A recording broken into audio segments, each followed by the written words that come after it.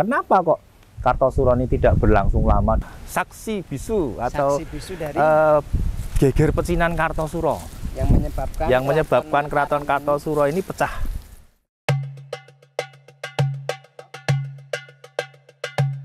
Pasca wafatnya Amangkurat I dalam pelarian di Tegalwangi, selatan kota Tegal pada Juli 1677 dengan tanda-tanda kebesaran kerajaan peninggalan ayahnya, Amangkurat II melanjutkan takhta meski tanpa istana maupun pasukan. Amangkurat II pun menghubungi VOC membuat perjanjian baru hingga pada September 1678 VOC dan Amangkurat II dapat mengusir Trunojoyo dari Kediri hingga 1680. VOC dan Amangkurat II dapat mengalahkan mantan-mantan musuh Mataram. Namun Pangeran Puger yang menguasai Pleret tidak mau mengakui Amangkurat II sebagai raja penerus Amangkurat I. Pada September 1680, Amangkurat II meninggalkan Pleret menuju Pajang dan membangun istana baru bernama Kartasura. Pada 1680, tembok eks Keraton Kartasura masih kokoh berdiri hingga saat ini. Di dalamnya berdiri Masjid Hastana Kartasura, tepatnya berlokasi di Desa Siti Hinggil, Kecamatan Kartasura, Sukoharjo, Jawa Tengah. Masjid Hastana Kartasura tersebut dibangun pada masa Kerajaan Mataram yang dipimpin oleh Paku Buwono X. Tim FKM mencoba berkunjung dan mencari kisah panjang sejarah masjid tersebut bersama juru kunci Keraton Kartasura.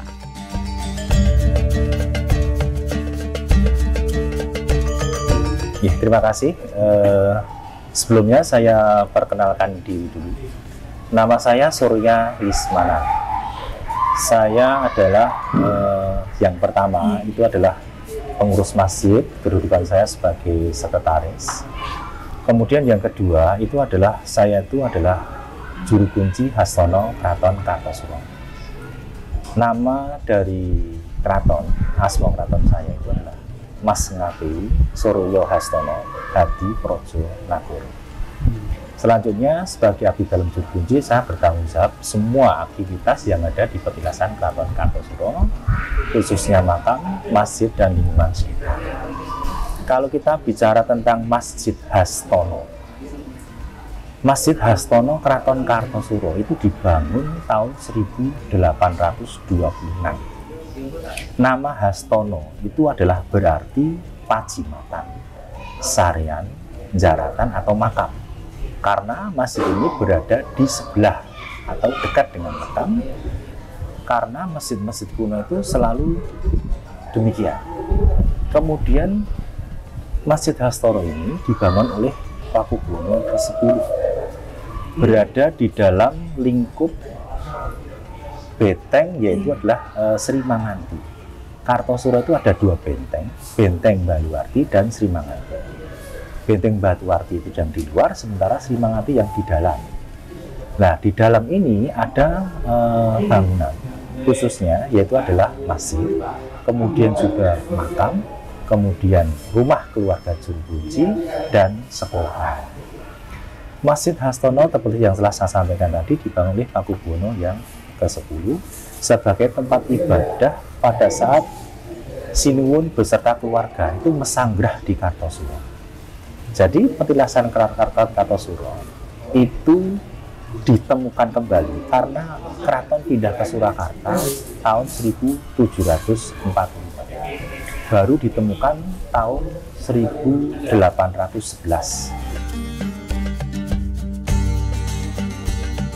Mataram Islam itu didirikan oleh Panembahan Senopati Tingalogo itu kan di Kutogdi. Dari Kutogdi kemudian pindah ke Kerto masa Sultan Agung Hanyokrokusumo. Semasa Mangkurat Agung putranya itu pindah di Pleret, Bantul. Kemudian semasa Mangkurat yang kedua pindah di Kartosuro. Semasa Paku Buwono yang kedua pindah di Keraton Surakarta. Paku Buwono yang ketiga terpecah menjadi 3, Kasunanan Surakarta, kemudian Ngayogyakarta dan Mangkunegaran. Jadi kan nilai itu kan Kartosuro sebenarnya adalah dulu pernah menjadi ibu kota Mataram yang masih utuh, yang wilayahnya itu adalah Jawa. Pulau Jawa itu semuanya dan Madura. Masya Allah.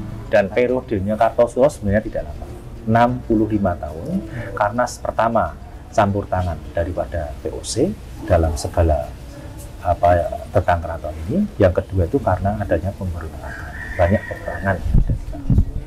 Terakhir pemberontakan atau peristiwa geger pecinan Kartosuro tahun 1742 yang mengakibatkan Kartosuro hancur, Kartosuro terpecah belah dan akhirnya harus pindah ke Surakarta. Ya, ada musababnya. Ya. Perpindahan dari Keraton Mataram Islam Kartosuro ke Surakarta itu ada. Jadi pindahnya sebuah keraton itu yang pertama itu karena keinginan raja. Raja pengen memindahkan. Yang kedua karena kalah perang. Jadi suatu keraton atau kerajaan itu kalau sudah kalah, maka tidak berkenankan lagi untuk dilangsungkan kembali karena itu wibawanya sudah tidak ada, sehingga harus dipindahkan. Dipindahkan ke tempat yang baru lagi untuk membangun keraton yang baru. Itu sudah pakem.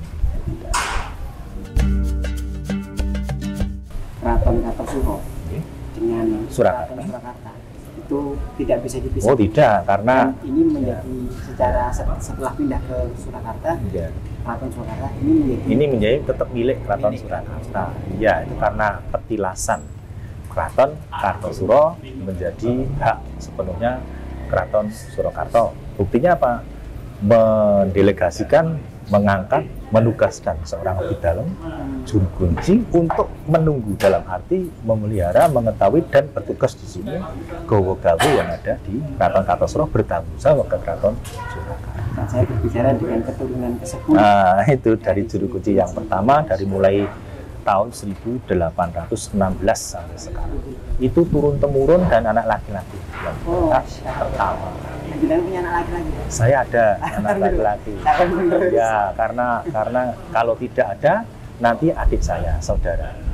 Saudara tidak ada nanti saudara jauh atau yang ditunjuk, yang hubungannya, yang mengetahui, yang sanggup untuk menjadi salah satu abdi dalem yang tulus ikhlas, gawe untuk tugas di sini dan tinggal di sini.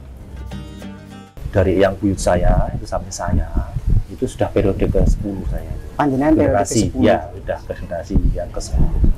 Dan untuk kegiatannya yang saya tahu itu mulai tahun 1945.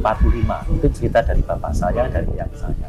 Kalau dari yang buyut saya nggak tahu. Yang saya tanyakan pada satu, yang saya sama bapak saya. Masjid ini hubungannya juga dengan makam, juga dengan kegiatan yang ada di keraton. Nah, itu yang ada itu biasanya dulu itu ada tradisi sadranan dulu. Sadranan. Menjelang Ramadan, ya, poso. Menjelang Ramadan, ruah, Kamis ketiga ruah atau Saban ya. Berarti memang di waktunya Kamis ketiga ya, ruah. Itu pakem dari yang bicara ditanyakan begitu. Kemudian itu tahun 45 mulainya. Berarti kemungkinan juga mulai sebelum 45 mungkin nggak ada takmirnya, karena dulu di masjid ini masa-masa perjuangan, masa-masa pergulakan dengan Belanda itu sebagai basis para pejuang di sini. Kemudian juga di rumah kami di rumah juru kunci yang dulu ada pendopo yang sekarang kena jalan itu sebagai tempat untuk berkumpul para pejuang-pejuang di sana. Nah, kemungkinan juga karena situasi yang seperti itu belum terpikirkan. Tapi setelah Indonesia merdeka itu baru ada semacam tradisi-tradisi, dan tradisi itu sampai sekarang masih hanya berjalan, saja sekarang geser ke bangsal di masjid ini khusus untuk ibadah-ibadah resmi ya, dalam arti 5 waktu, kemudian juga nanti ada peringatan hari besar juga, terus ada kajian ya, kajian kalau subuh itu mesti ada rutin itu. Dari saya kecil sampai sekarang masih ada, itu Bapak Kiai Mahdi yang menyampaikan. Kemudian juga ada taksin kalau pas malam Rabu itu ada kegiatan itu.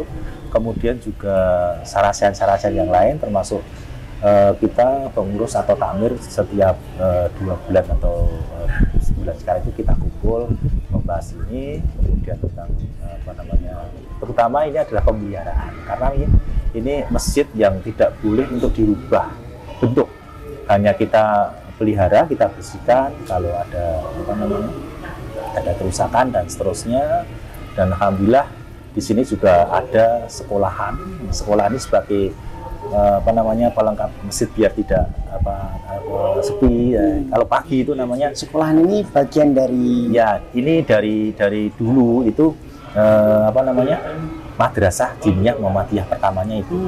Itu memang pengurus itu memang dulu dari standar, kemudian dialihkan ke sini untuk menghidupkan semacam kayak TPA begitu. Zaman itu saya masih kecil itu, sekitar tahun 70-an berapa, 78. Ada sekolah sore. Sampai sekarang masih itu namanya Madrasah Diniyah Muhammadiyah Kerabat Kartosuro. Kemudian ada lagi sekarang sekolah dasar terpadu SDIT Nurul Huda. Ini baru 3 tahun. Jadi siswanya itu baru kelas 3 sampai kelas 3 kalau tidak salah. Ini karena untuk biar ada sinergis, tidak hanya untuk ibadah tapi untuk pendidikan, kemudian juga untuk budaya.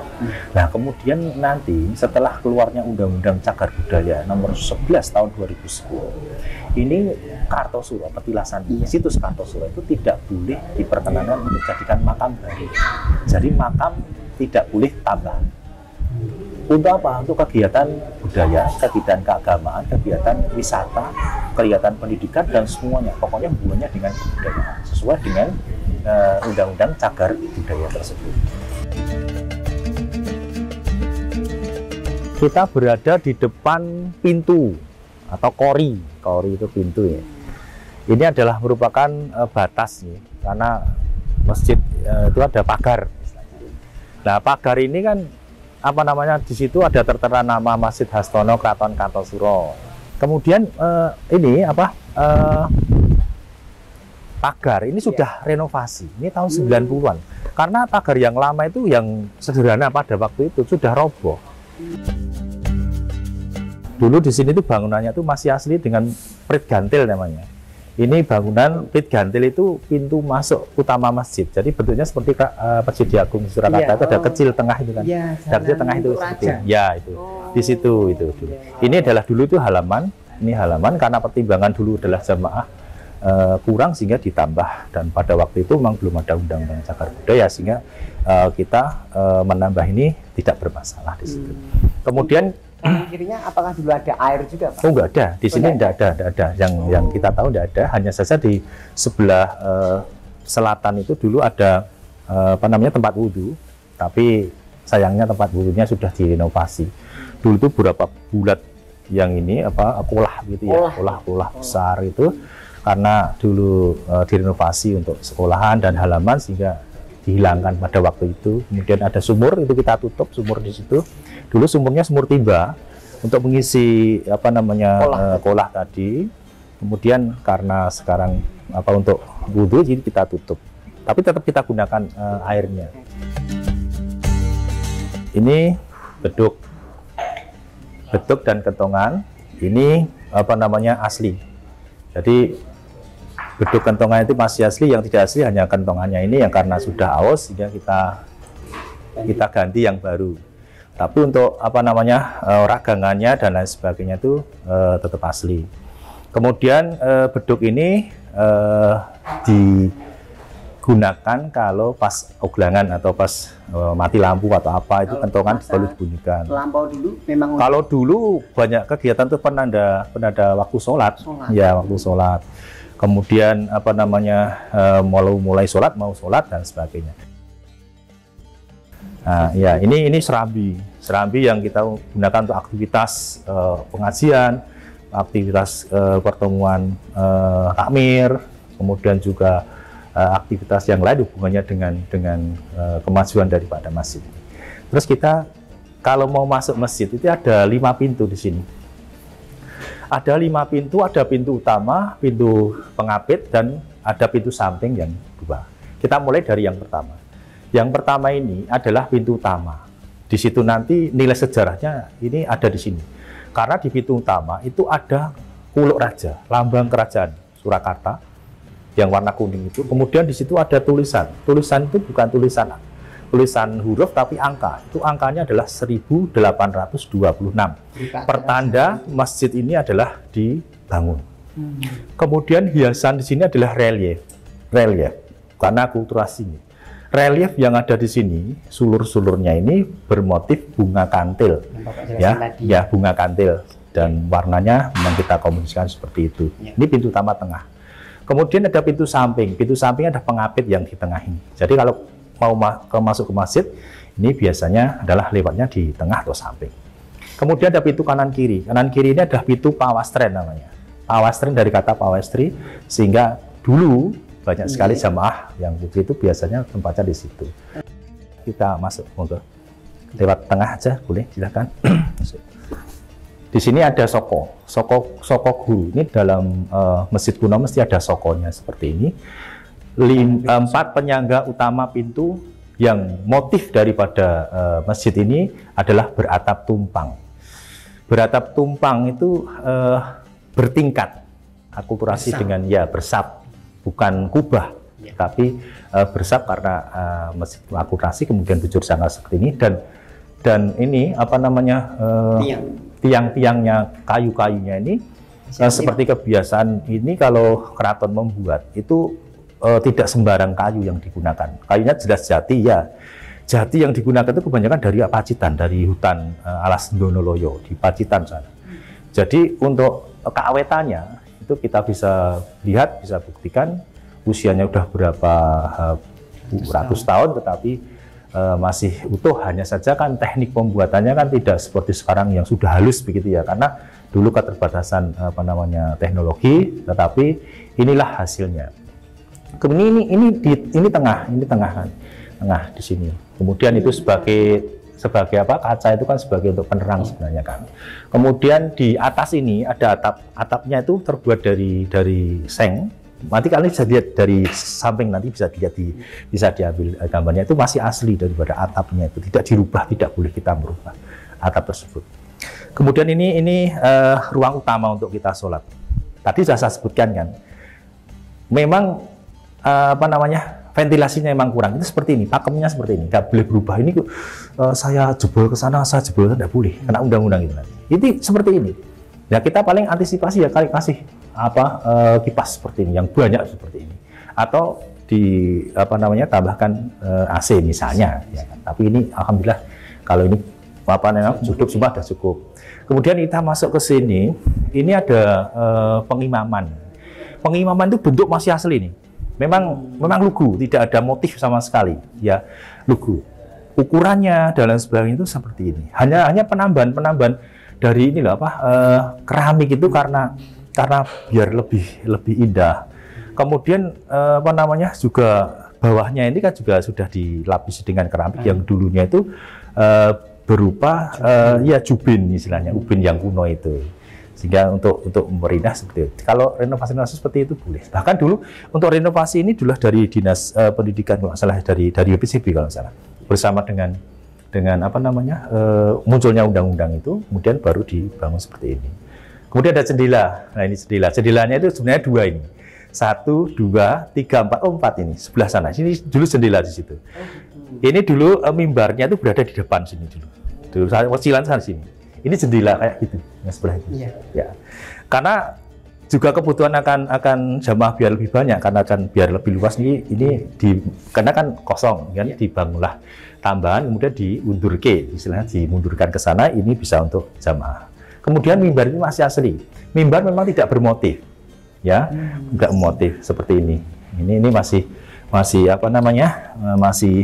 otentik asli, hanya ditambahi dengan cat dan lain sebagainya, bentuknya seperti ini. Kemudian tadi saya sebutkan sebelah sana pawastren kanan, pawastren kiri. Terus ini yang menarik di sini. Masjid-masjid kuno dulu adalah mesti dekat dengan makam. Ya. Ini di sebelah sana tuh makam. Ya. Ini menandakan kalau dulu kata yang saya itu biar ingat mati, kalau kita sholat wah soben kaya ngono, sehingga kita harus lebih untuk beribadahnya itu lebih khusyuk ya. Jadi masjid ini bukan di dalam makam, tapi di luar makam, di sebelah sana. Ya. Makam di sana dan seterusnya, dan makam ini mulai tahun 1816, masjid 1826, 10 tahun setelah jadi makam baru ada masjid ini. Makam ini yang dimakamkan? Yang makamkan itu para keluarga kerajaan Surakarta. dari sebelah ujungnya sebelah paling utara itu Wayah, Buyut, Canggah, Wareng. Kemudian yang di depan kita ini, depan pas masjid ini adalah makam keluarga juru kunci dan masyarakat sekitar wilayah Kartosuro ini di sini. Hanya saja sekarang makam tidak ditambah lagi, hanya makam-makam kuno. Maksudnya setelah ada Undang-Undang Nomor 11 2010, praktis 2010 ke sini sudah tidak ada pemakaman baru lagi, sehingga harus kita pelihara. Padahal ini kan disuruh untuk kesebihan dipindah, tetapi karena saking banyaknya juga kemungkinan juga biarlah tidak apa-apa, akhirnya kita tetap kita rawat semampu kita sebagai tugas dari kita sebagai. Iya, siap. Ini sekarang kita berada di dalam Cempuri, Benteng Cempuri. Cempuri itu benteng Sri Manganti, benteng dalam. Di dalam benteng dalam itu yang pertama tadi kan kita sudah mengenalkan kita bahas tentang masjid ada dalam. Mungkin yang kedua ini bangsal. Ini bangsal Palreman, bangsal Palreman, tempat untuk istirahat lerem itu kan. Atau bangsal Sewoko, duplikat bangsal Pasewakan Keraton Kartosuro. Jadi Keraton Kartosuro ini di sini dulu adalah tempat untuk menghadap raja. Ini duplikatnya. Yang aslinya itu sudah dibawa ke Surakarta. Memang bangsal ini ukurannya tidak besar. Memang ini sebagai pertanda saja. Pendopo mini. Kemudian yang kedua ini pohon kleco namanya. Pohon kleco itu jarwo dosok ya. Kele oraico. Kele oraico ini itu pohon yang sampai sekarang itu tidak ditebang. Jadi asli Kartosuro ini, maka kleconya itu masih asli. Yang satu-satunya yang tidak ditebang itu adalah kleco ini. Ya. Dan kleco ini dari saya kecil, saya lahir tahun 69. Sudah sebesar ini, Pak? Ya, sudah sebesar ini. Sampai sekarang ya sebesar ini. Anehnya itu apa? Tidak tambah gede, tidak tambah ini, sebesar ini. Dan selalu mengelupas. Kayak orang ganti kulit, ngelungsungi kayak gini. Ini dari saya kecil begitu. Saya kecil waktu dulu itu, saya sering cari ini, saya bakar. Saya bakar di anglo gitu ya. Kalau nggak punya ini kan baunya kayak kemenyan itu. Baunya. Apa ya, Pak? Iya, kalau dibakar. Oh, Masya Allah. Dan ini asli Kartosuro. Jadi kalau ditanya ini usianya berapa? 342 tahun. 324 tahun. 342. 342 tahun. Tahun 1680 sampai sekarang ini kleco. Dan ini gunanya kleco ini untuk dulu waktu saya kecil itu untuk lem payung. Payung dari Juwiring itu. Payung atau songkok itu, payung. Kemudian sekarang karena lemnya sudah menggunakan kimia semua, nggak terpakai kan. Sekarang paling bahan lem. Bahan lem payung. Sekarang paling dikonsumsi luwak. Di sini banyak luwak yang makanannya kleco seperti ini. Kita berada di makam keluarga Kasunanan Surakarta, Kerajaan Surakarta. Nah, di sini adalah makam ikon ini. Kita berada di makam Bandoro Raden Ayu Adipati Sedah Mirah. Beliau ini adalah Garwampil Pakubuwono ke-9 Sinuwun Surakarta yang dimakamkan di Kartosuro sebagai ikon. Sehingga ibaratnya semua makam itu biasanya kan ada ikonnya. Oh, kayak di Pajang itu ada Ki Ageng Henis. Oh, ini di di Kartosuro ada yang Sedah Mirah dan sebagainya gitu. Ini keluarga yang ada di sini itu keluarga para Garwampil. Garwampil itu Selim Pakubuwono ke-9. Dan dulu perlu diketahui bahwa di Kartosuro dulu jadi makam itu ada cikal bakal. Cikal bakal itu orang pertama kali yang dimakamkan di Kartosuro tahun 1816 itu ini. Yang pertama. Ya, ini yang pertama kali namanya Mas Ngabehi Sutorjo. Makam cikal bakal yang pertama kali dimakamkan di Kartosuro adalah Mas Ngabehi Sutorjo. Ini makamnya. Selanjutnya ini juga keluarga dari... Iya, keluarga Surakarta. Beliau sedo tahun 1816 dimakamkan di Kartosuro, jadilah makam di Kartosuro diikuti yang lain. Itu karena memang di sini adalah dijadikan makam itu karena perintah raja. Jadi kalau raja memberikan perintah itu harus kita amini, kita turuti. Itu karena memang sabda ya, harus kita. Sudah jadilah makam sampai sekarang. Hanya saja sekarang itu kita hanya memelihara, tidak boleh untuk menambah makam-makam yang baru. Ini bukan makam sebenarnya, ini adalah petilasan. Petilasan ya bekas atau dulu digunakan untuk ini. Ini adalah petilasan tempat kamar tidur raja. Raja-raja Kartosuro itu kalau dia sare tidur itu kamarnya di sini. Pas kamarnya ini. Dulu kan dalam agung ini. Yang sudah pindahkan ke sana, dan ini pondasi ini adalah berupa kamar raja di sini. Kemudian ada simbol di situ. Simbolnya itu berupa batu kembar ini. Sehingga kalau sekarang orang mengatakan itu batu kembar, itu hanya sebutan spontanitas sebenarnya. Tapi yang jelas ini adalah petilasan batu dua yang kembar itu adalah melambangkan pasangan suami istri, sepasang suami istri. Dulu berupa kijing, nah ini kan masih nisannya masih ini. Ini saya kijing, tapi kan loh ini bukan makam kok. Ini akhirnya kijingnya disingkirkan, dicarikan batu yang sama dari Merapi sana. Kemudian ini dibangun sekitar tahun 2010. Ini berarti ya dulu itu pondasinya itu rolak yang sudah hampir tertutup begitu, sehingga ini dinaikkan, kemudian jadilah namanya petilasan sebutannya. Nah, kita hidung karena memang satu di bawah pohon besar, yang kedua dulu adalah tempat tinggal raja, sehingga banyak yang mengatakan hidung ayam begitu ya. Hanya kalau lingkungannya memang makam. Jadi makam itu karena juga titah raja, sehingga kita juga melaksanakan seperti itu. Dan ini adalah berada di dalam benteng Sri Manganti atau benteng Sempuri, benteng dalam nanti. Rumah raja aslinya itu di Bilungan ini, bentengnya ya ini. Bentengnya masih seperti itu dan kelihatan memang ya seperti itu. Kita mau memperbaiki nggak boleh. Itu kalau memperbaiki itu harus izin cagar budaya. Kita gogrokan, kita ambil dan sebagainya, itu tuntutan pidana. Seperti yang terjadi. Ya terjadi di sana nggak boleh. Jadi kayak gitu ya sudah nggak apa-apa. Kalau rontok ya cuma dikumpulkan kayak gitu. Nanti baru dari BPCB, dari sejarah itu arkeolog itu baru nanti membuat sketsa bangunannya kayak begini. Kita berada di depan saksi bisu ya. Bolongan Cino atau jebolan Cino. Saksi bisu daripada geger pecinan di Kartosuro, yaitu adalah masa peperangan pemberontakan Raden Mas Garendi tahun 1742.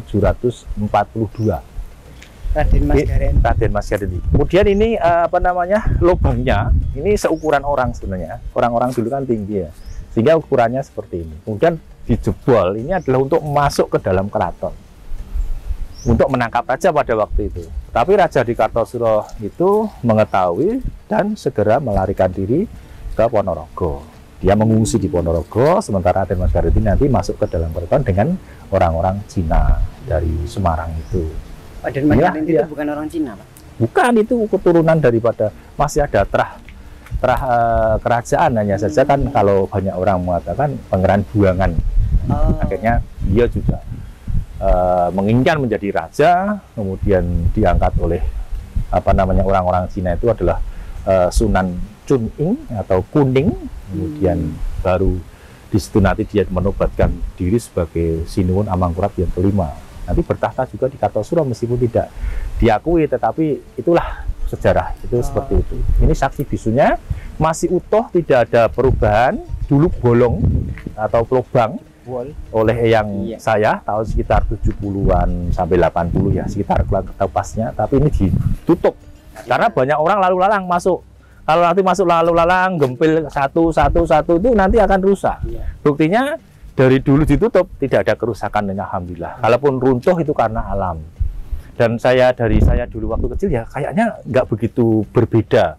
Hanya bedanya itu hanya kotor dulu kan, sekarang agak lumayan dibersihkan karena kepedulian masyarakat di Kartosuro. Kemudian juga kita berupaya untuk membersihkan semampunya, akhirnya seperti ini.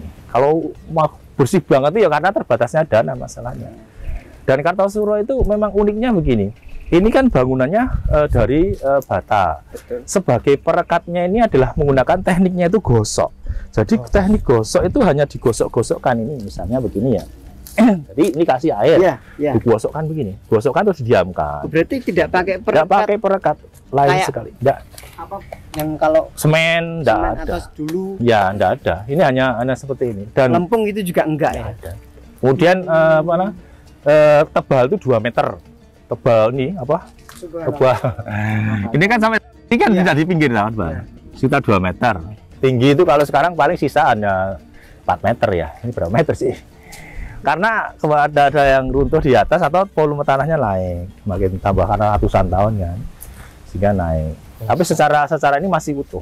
Ini apa bangunan bentengnya tuh mirip dengan yang di Pleret, masih otentik, masih asli, nggak dilepo, jadi nggak dilemen gitu loh maksudnya. Iya. Memang suka yang natural, alami.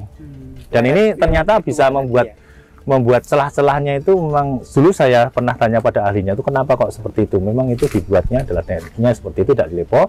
Nanti akan direkatkan oleh lumut-lumut ini, dilekatkan oleh penganut rumput-rumput dan sebagainya. Memang kesannya kotor tapi nyatanya bisa bertahan lama meskipun ditinggalkan tetapi masih kelihatan masih utuh gitu. Apalagi kalau dipelihara. Ini masih ya kan. masih seperti ini. Ini luas di dalam benteng ini yang tadi masuk itu 2,5 hektar. 2,5 hektar itu luasnya. Meliputi makam, masjid, rumah, kemudian juga sekolahan. Kita sambil jalan ke sana. Jadi ini apa makamnya luasnya kayak begini. Ya, ini makam-makam kuno semua. Ibaratnya kuno itu sebelum 2010. Nah, keluarganya itu kebanyakan sudah tidak begitu memperhatikan, sudah buyutnya beda kalau orang tuanya atau bayi gitu kan. Itu kan udah buyutnya udah lalu mbah buyut oh ini rambuteng. Kadang ini keluarga siapa kita juga tahu. Iya. Ini seperti di situ. Tapi kita harus bisa membersihkan, baru tanggung jawab kita semua. Dananya itu. Dari mana dananya? Lah itu nanti deh. Kadang kalau tidak ada ya saya kalau ada kegiatan apa ya saya tawarkan. Ini saya tuh punya tanggung jawab besar tapi kurang dana ini loh tanggung jawab saya. Ya kan kita bareng-bareng sengguyung untuk menyimpan pusaka-pusaka, tetapi sekarang jadi di makam. Gedong Putih namanya. Asli ini Pak? Ya enggak, itu sudah dibangun setelah jadi makam. Dulu ya cuma pondasi. Dulu banyak pondasi yang ada di sini. Jadi kita kadang dulu waktu saya kecil tuh sini lihat makam digali itu ada pondasi tanah di bawahnya, semeter sudah tertimbun itu. Lah nggak tahu dulu bangunan apa itu pondasi. Nanti paling diangkat batanya, kemudian baru nanti dimasukin lah. Jadi karena memang di lingkungan ini adalah rumah raja, memang ya setelah jadi makam kan otomatis tidak ada lagi yang jadikan makam karena bangunan-bangunan udah pindah ke Keraton Surakarta semua. Di Keraton Kilen itu banyak bangunan-bangunan yang dari Kartosuro ini di lingkungan sana itu. Baik. Mungkin bagi pemirsa FKM TV, sobat FKM yang ada di sekitar Kartosuro atau Solo Raya sering lewat di benteng Kartosuro. Ya dalamnya ini seperti ini ya Pak ya? Dalamnya Iya, dalamnya seperti ini yang berupa ya makam seperti ini. Kemudian juga tadi ada sekolahan, ada masjid, ada rumah dari keluarga. Ciri kunci itu. Ini prasasti ini. Ini mulainya kan, ini berdirinya kan, berdirinya ini, tanggal Jawanya ini. Tanggal ini, tahun ini, alatnya, kemudian ini 11 September tahun ini berdiri Kartosuro. Sampai 1745 pindah Surakarta. Itu. Kemudian ulang tahun pertama tahun 97, Pak ini, peringatan pertama kali Ambal Warso. Sampai sekarang masih berlangsung, karena memang itu lahirnya kota Kartosuro ini tidak lepas daripada keberadaan Keraton Kartosuro. Nama Kartosuro juga nama keraton. Pindah ke Solo itu hanya membalik nama Kartosuro menjadi Surakarta. Oh iya, saya orang Solo itu sering bertanya kayak terbalik-balik. Oh iya. Surakarta, Kartosuro. Iya itu apa? Ya memang Kartosuro dulu. Tua Kartosuro. Baru ke Surakarta. Terus kok terkenal Solo itu? Nah Solo itu nama dusun, nama tempat, nama hutan Solo. Bukan Solo. S-A-L-A. Salah. Solo. Ya, bacanya Solo. Pengucapannya ada Ki Gede Solo. Ada Kedung Lumbu yang sekarang jadi keraton itu kan. Atas petunjuk daripada Ki Gede Solo, maka Keraton Surakarta ini berdiri. Nama itu kan yang menamakan raja. Sinuwun Pakubuwono II. Nah, Sinuwun Pakubuwono II itu memindahkan keraton ke keraton yang baru, namanya hanya diambilkan dari Kartosuro yang di Balik Suro. Kartosuro, Surakarta. Karto, Ketawa-tawa itu. Suro, Karto itu sejahtera, lembah limpah loh jinawi, kemudian makmur. Suro itu wani, wani makmur. Nah, itu artinya. Surakarta ya sama. Ya kan artinya sama, bola balik tetap sama. Itu orang memberikan nama sebuah tempat itu kan karena ada doa di situ kan. Oh, ben memang benar-benar seperti itu. Nah, kenapa kok Kartosuro ini tidak berlangsung lama dari berdirinya 1680 sampai 1745 kok hanya sekitar 65 tahun? Itu karena masalah politik sebenarnya. Di satu sisi perebutan kekuasaan dinasti Amangkurat dan Pakubuwono, yang kedua itu campur tangan Belanda, VOC pada waktu itu. Karena VOC selalu campur tangan dalam semuanya, dalam pengangkatan raja sampai kepada masalah ekonomi dan sebagainya, sehingga membuat ruwet urusan itu, sehingga akhirnya timbul pemberontakan. Seandainya tidak ada pemberontakan pecinan tahun 1742 itu, Kartosuro tetap ada, Kartosuro berdiri sebuah kerajaan, tidak pindah. Karena pindahnya tadi kan karena perang, yang kedua karena keinginan dari raja untuk pindah keratonnya. Gitu.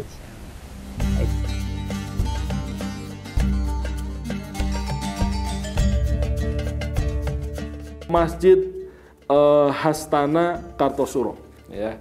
Masjid Hastana Kartosuro ini dia dibangun di kompleks Kerajaan Mataram ketika masih berada di Keraton Kartosuro. Kalau sekarang berarti bertempat di desa Siti Inggil, gitu. Ya, Siti Hinggil itu. Nah, tetapi pembangunannya itu sebetulnya dahulu belum ada masjid ini. Ini masjid yang baru dibangun di era Pakubuwono X, ya. Pakubuwono X itu. Dan masjid ini dibangun di petilasan Keraton Kartosuro. Mengapa Keraton Surakarta memberikan perhatian? Karena Keraton Surakarta itu berdiri gitu, setelah peristiwa hancurnya Keraton Kartosuro akibat peristiwa geger pecinan. Itu dahulu masih era Mataram, gitu, masih era Mataram, gitu. Ya, masih era Mataram, kemudian pindah Boyongan. Kalau Kamis kemarin, ya itu sepertinya baru perayaan Hari Jadi Solo, ya. Nah, Hari Jadi Solo itu momentumnya tuh di sini, ketika pindahan dari Keraton Kartosuro kemudian ke Keraton Surakarta. Nah, jadi momentumnya di situ. Gitu. Jadi untuk menghormati titik ya sejarah dari peralihan keraton ini dibangunlah oleh Pakubuwono X di sana pada tahun berapa ya, 1926 atau berapa itu ya, barulah di sana dibangun Masjid Hastana Kartosuro itu ya. Dari Pajang ke Kartosuro itu perpindahannya karena konflik atau kalau dari tadi kan setiap ada konflik mesti nggak pantas untuk kerajaan. Ya memang konflik ya.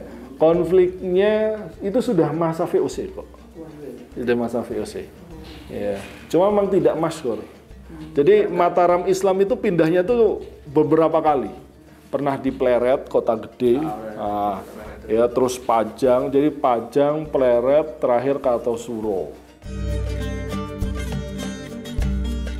Terutama pada generasi muda, generasi penerus daripada kita ini, agar supaya lebih meningkatkan perhatian kepada sejarah, terutama tempat-tempat yang mempunyai sejarah, karena sejarah itu sebenarnya adalah sesuatu yang telah terjadi dan sebagai istilahnya kocok benggolo lah, kita bercermin dari situ, nanti yang baik kita laksanakan, kemudian yang jelek kita tinggalkan.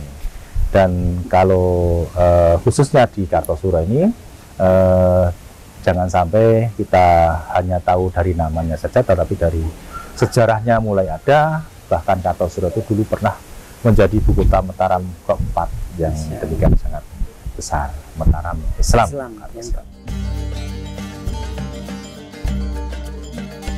Sampai bertemu di jelajah masjid selanjutnya.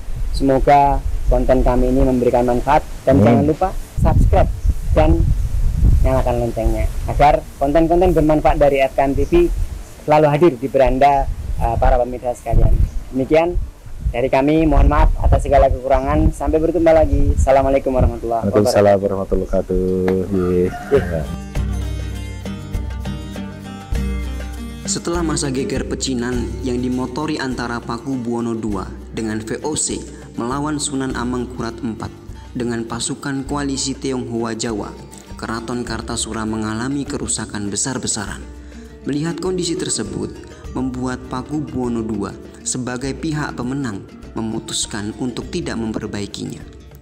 Bagi kepercayaan masyarakat Jawa, keraton yang telah jatuh ke tangan musuh menjadikannya kehilangan wahyu atau kesakralannya, sehingga keraton mesti dipindahkan di tempat yang baru.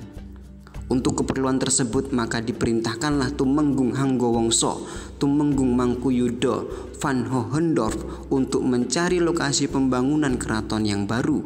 Akhirnya dipilihlah sebuah lokasi yang berada di sekitar 20 km ke arah tenggara dari Kartasura, yaitu tepatnya di Desa Sala, dan kisah peradaban baru pun dimulai.